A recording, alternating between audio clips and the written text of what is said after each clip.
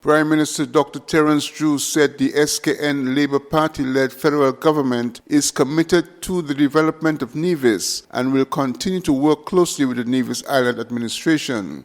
Dr. Drew was commenting on intergovernmental relations, especially in the context of the so-called fair share, a term made popular by Premier Mark Brantley when the Concerned Citizens Movement was part of the political coalition Team Unity government, which disintegrated for several reasons, including claimed prevention of the Nevis Island Administration from getting a fair share of the non-tax revenue brought in under the Citizenship By Investment Program. Prime Minister Dr. Drew, during his political campaign, did indicate to SKN Newsline that he had every intention to significantly improve the relationship between the two islands and to address developmental needs of Nevis in a collaborative manner.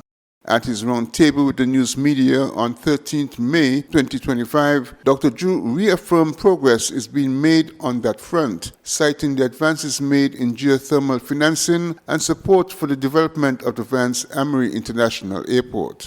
But I think it gives Nevis a chance to really develop into a country that we all come out, and gives it a chance as well. So together we are moving on this one. This was stifled down the last administration. The other thing is the airport development.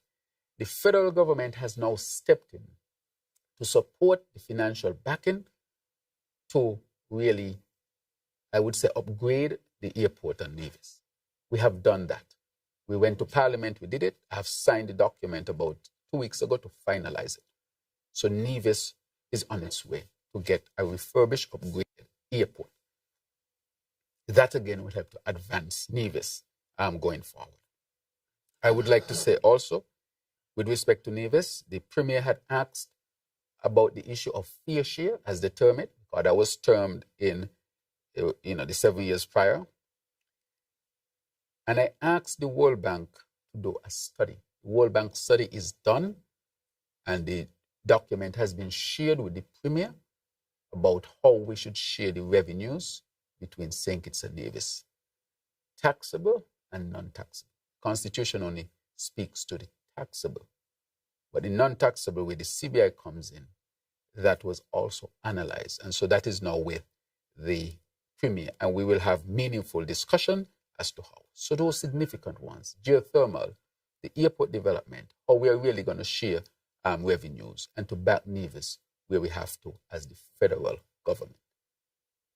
This is significant for Nevis. Nevis has not been left out and should not have been left out. And we continue to give Nevis support on a monthly basis. Meanwhile, some individuals have been voicing their desire to see a constitutional amendment that would enable St. Kitts to have its own island administration to effect a real federal system. Glenn Bart reporting for SKN Newsline.